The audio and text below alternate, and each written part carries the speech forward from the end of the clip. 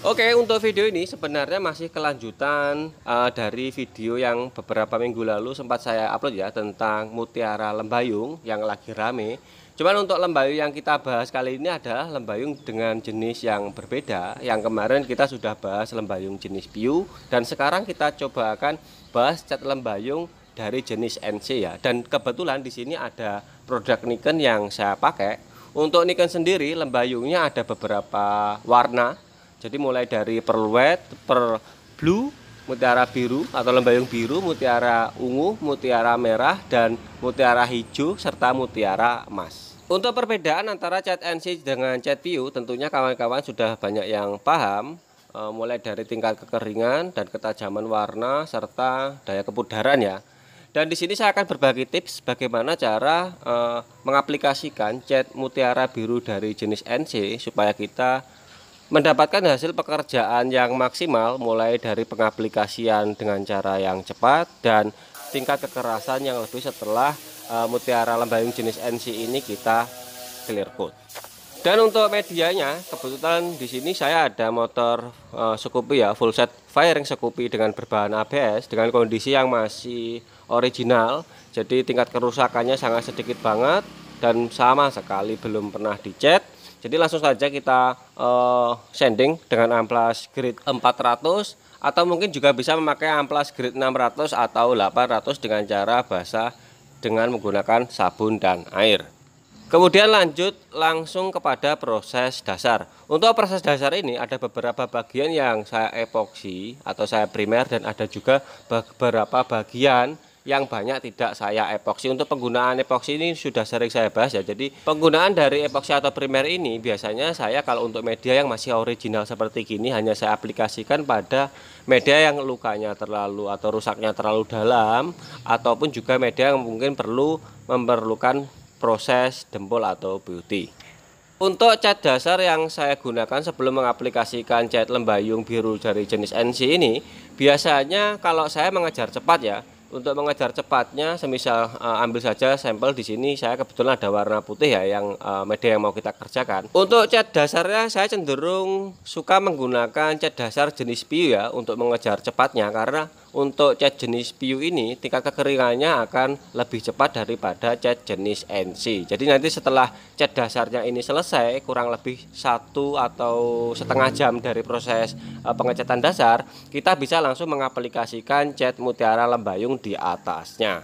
Jika mungkin kawan-kawan menggunakan cat putih dari jenis NC, mungkin prosesnya agak sedikit panjang ya. Kalau saya biasanya lebih baik saya diamkan 1 kali 24 jam untuk warna putihnya, baru keesokan harinya saya aplikasikan untuk mutiara jenis NC-nya, karena ini akan sangat berpengaruh pada hasil clear coat yang nanti kita lapiskan pada bagian terakhir. Misalkan kita tidak mendapatkan hasil kekeringan yang maksimal, baik itu dari cat dasar maupun cat inti atau cat lembayung yang mau kita aplikasikan di atasnya cat dasar, ini akan sangat berpengaruh pada clear coat yang nanti kita aplikasikan pada bagian terakhir ya. Bisa jadi mungkin nanti tingkat kekilapannya dropnya akan banyak ya setelah kering, dan juga mungkin tingkat kekerasannya yang akan lambat pada clear coatnya. Untuk cat dasarnya pada media ini saya menggunakan cat dasar warna putih dari jenis PU dari produk Nikon dengan kode 111 wet. Dan ini juga sekalian menjawab kepada kawan-kawan yang sering DM ke tempat saya bahwa cat dasar PU dan atasnya diaplikasikan cat NC mutiara lembayung ini nggak masalah ya, justru akan malah mempercepat pekerjaan kita. Untuk cat mutiara biru yang saya aplikasikan di sini, saya menggunakan perbandingan satu cat 1,5 lebih untuk tindernya. Jadi saya justru senang malah lebih encer ya. Karena menurut saya pribadi untuk cat mutiara ini bila kita campuran antara cat dengan tinnernya ini lebih encer, lebih enak untuk ngontrol ketebalan pada medianya ya ketika kita mengaplikasikan. Tapi kalau kita menggunakan rasio campuran yang agak kental, ini akan sedikit susah ngontrol tebal dan tipisnya pada media. Ini pengalaman pribadi saya sih.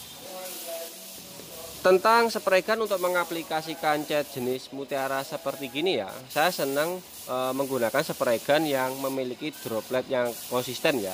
Jadi supaya partikelnya itu bisa tertata rapi, saya senang menggunakan spray gun yang memiliki karakter semprotannya lebar dan tipis. Jadi semisal nanti ngontrol tebal dan tipisnya lebih gampang. Untuk pengaplikasian cat mutiara lembayung birunya ini, pada media ini saya aplikasikan 2 layer tipis-tipis. Dan untuk proses pengeklirannya kemarin saya ambil jeda kurang lebih 3-4 jam dari proses cat mutiaranya. Jadi setelah 3 atau 4 jam dari proses pengecatan cat mutiaranya, kebetulan di sini cuacanya cerah, langsung saya aplikasikan untuk clear 4100 ms produk dari Niken juga. Seperti halnya pembahasan saya kemarin tentang cat jenis PU, mungkin jika kawan-kawan menggunakan cat jenis PU untuk mutiara lembayungnya, itu tentunya akan lebih cepat ya. Jadi mungkin setelah 1 jam dari proses pengecatan mutiaranya, kita sudah bisa mengaplikasikan untuk clear coatnya. Namun jika kita menggunakan cat NC seperti gini untuk mutiara lembayungnya, ambil durasi yang agak lama supaya thinner benar-benar menguap, jadi nanti tidak akan berpengaruh pada clear coat di atasnya. Atau mungkin jika ingin mengejar tingkat kekerasan clear yang maksimal dan drop yang tidak banyak pada proses setelah clear coatnya, sebaiknya untuk cat jenis NC seperti gini bisa didiamkan lebih lama ya, mungkin bisa 1 kali 24 jam atau 2 kali 24 jam. Itu akan sangat berpengaruh pada hasil kekilapan clear yang dihasilkan dan juga tingkat kekerasan dari clear yang dihasilkan. Mungkin ini juga sedikit jawaban bagi kawan-kawan yang sering DM ke tempat saya tentang kenapa clearnya jeda beberapa hari kok masih lembek atau ditekan oleh kuku masih terlihat berbekas. Ini sebenarnya pengaruh dari cat dasar yang kita aplikasikan.